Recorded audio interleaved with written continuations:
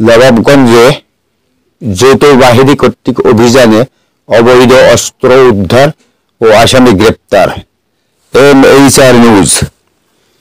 দিনাজপুরের নবাবগঞ্জে যৌথ বাহিনী কর্তৃক অভিযানে অবৈধ অস্ত্র উদ্ধার সহ আসামি গ্রেপ্তার।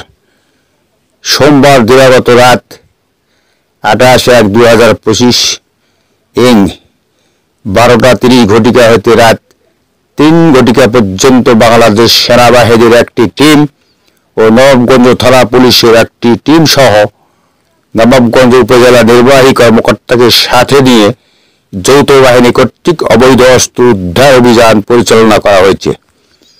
অভিযানে উপজেলার কুচদহ আজিবরের পাড়া গ্রামের আহাদ আলীর ছেলে বিপ্লব হোসেন 26 কে আটক করে তার বসতবাড়ি হতে দেশীয় তৈরি একটি হাসুয়া, একটি চাপাতি, একটি চাইনিজ চাকু উদ্ধার করা হয়।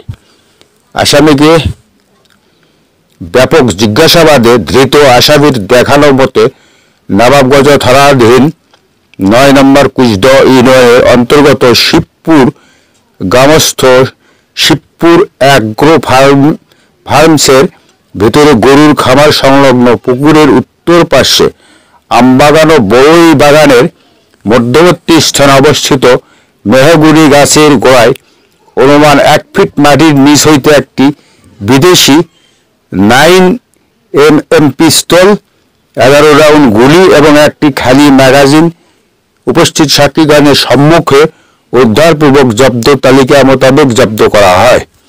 উক্ত বিষয়ে নবাবগঞ্জ থানার মামলা নম্বর 17 তারিখ 28/1/2025 ইং ধারা 19F/19A দি আর্মস অ্যাক্ট 1878 দায়ের পূর্বক তদন্তভার SI আব্দুর রহিমের উপর অর্পণ করা হয়েছে।